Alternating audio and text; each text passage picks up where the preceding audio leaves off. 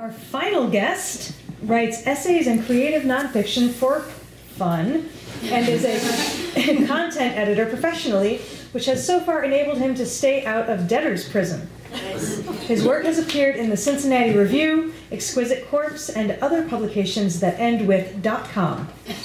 He periodically tweets on nothing in particular. He promises to post his first new tweet in 2 years before a new Supreme Court justice is confirmed. And is currently working on a memoir chronicling his addiction to watching sports. Give a hand to Mark Borowsky.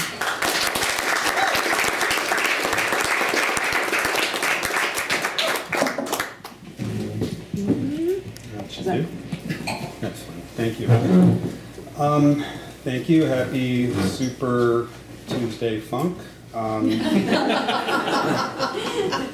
This piece is a condensed version of something a lot longer. In the beginning, or close to the beginning, I kind of go over this idea that kind of is integral to the rest of the essay.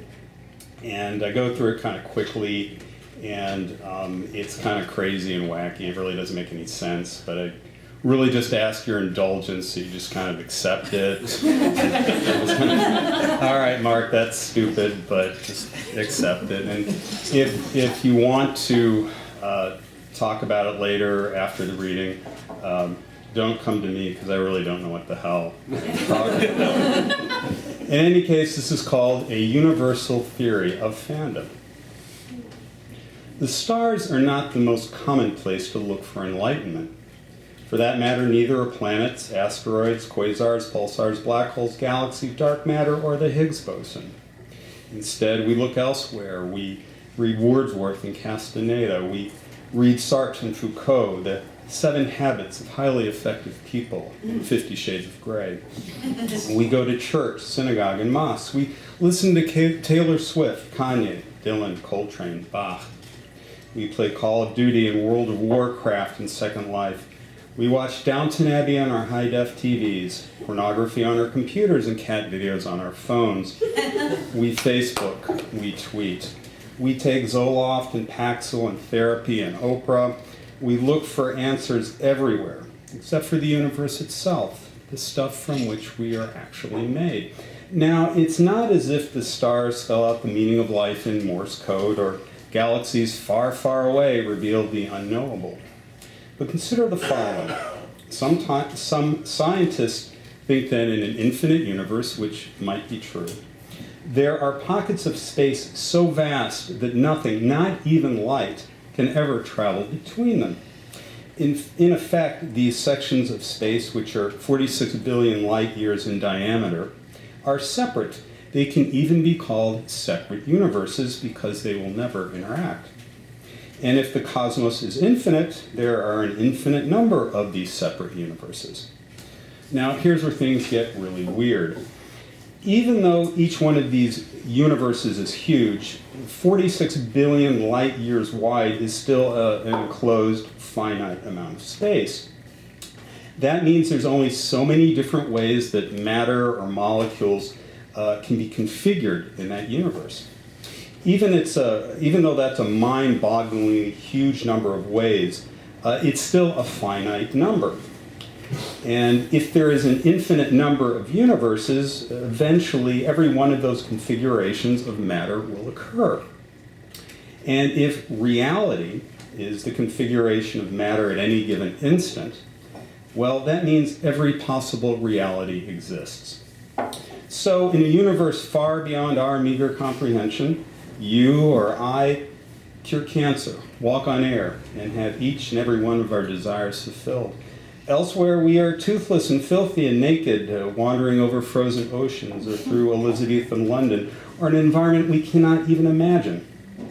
There is a universe stuffed with fatherly Adolf Hitlers, another with murderous Buddhas, and another in which sentient airplane parts existing in 10 dimensions rule the galaxies. In yet another, everything is exactly the same as in our universe, down to every single molecule, except what I am reading right now is different by one letter, comma, or period. So what does this mean then for our enlightenment? It means there is an identical earth, but without pain, suffering, or hate. There is perfect love and total happiness. Therefore, because that perfection is possible somewhere, the meaning of life is nothing less than to try to create that perfection here, now, on earth, and do so with all our being, with all our might. Unfortunately, that's not exactly how I put this philosophy into practice. No, I employ this thought experiment when my teams lose.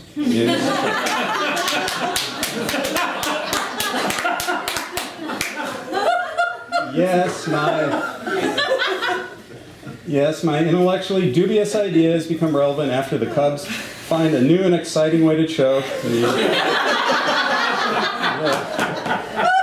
The Blackhawks lose an overtime game in the playoffs, or most notably, the football team of my alma mater, the University of Michigan, loses yet again to Ohio State. After which I find solace that in another universe, repeated an infinite number of times, Michigan never loses a game, never allows a point, completes all its plays for touchdowns, and Ohio State is O for eternity.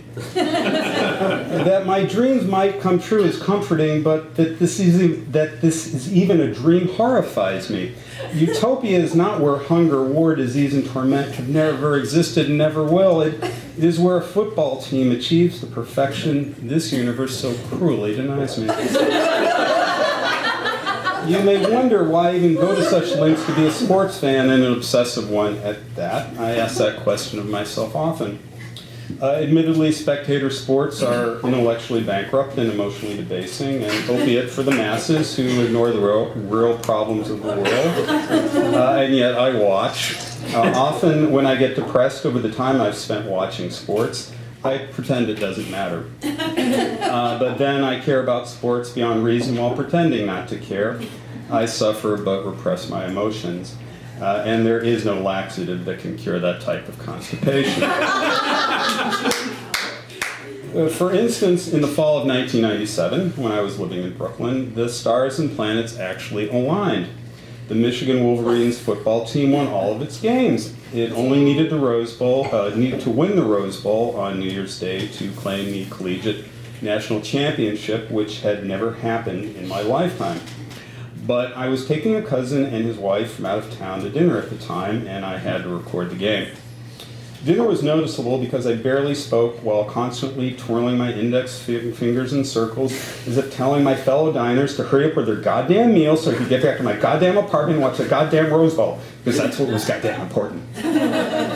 My anxiety was so apparent. My guests cut short their plates of shawarma and falafel, and we returned to my apartment. For the next 90 minutes, they sat quietly on a couch, watching me watch a VCR recording of the Rose Bowl. Only an overwhelming desire to keep my last remaining shred of dignity kept me from yelling, pacing, or making animal grunts.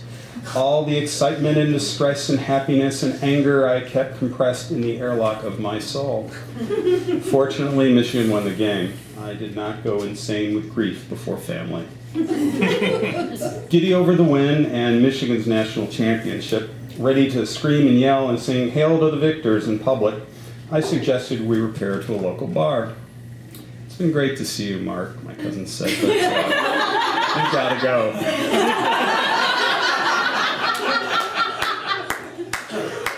Then they were gone, two people who I truly cared for and whose company I normally enjoyed. I had spent 3 hours with them, but was alone the whole time.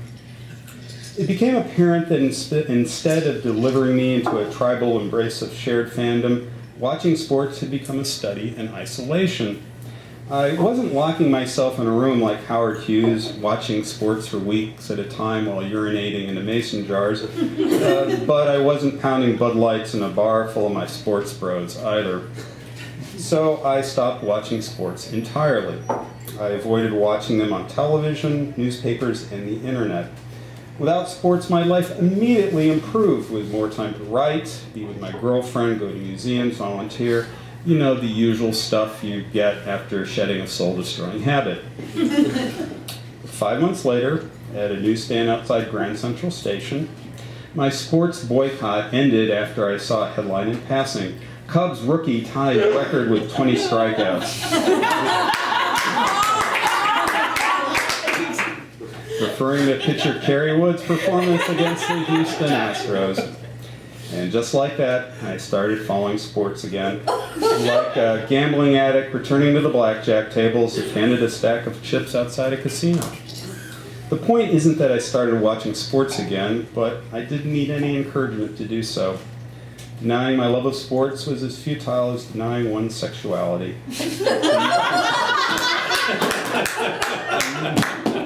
Nothing could change it, not even my silly meditations upon the universe.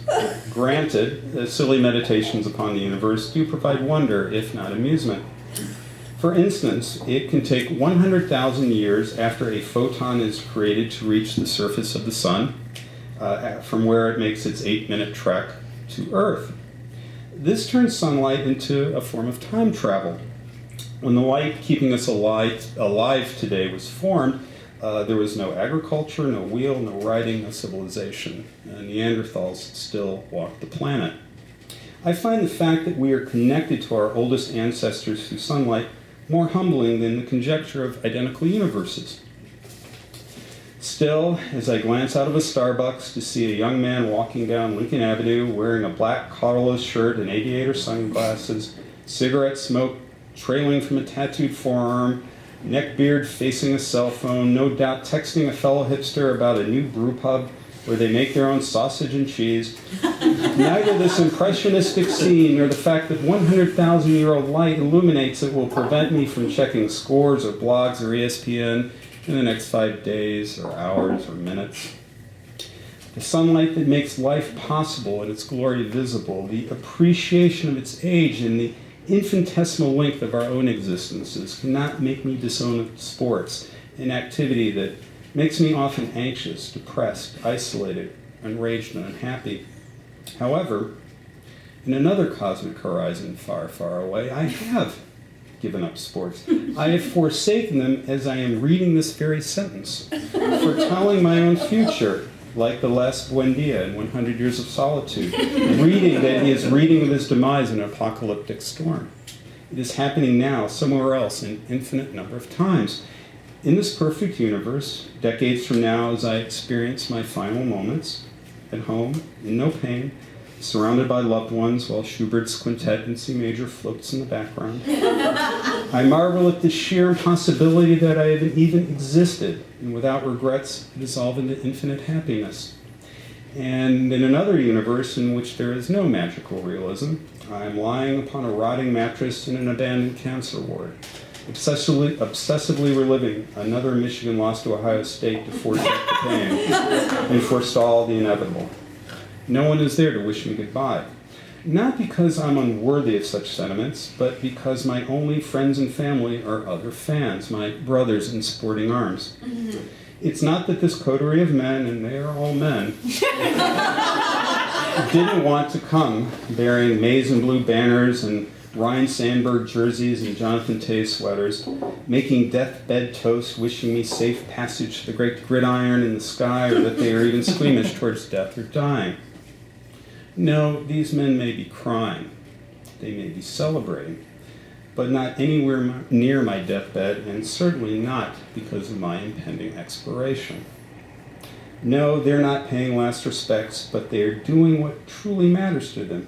They are doing what any real sports fan would do. They're watching a game. Thank you.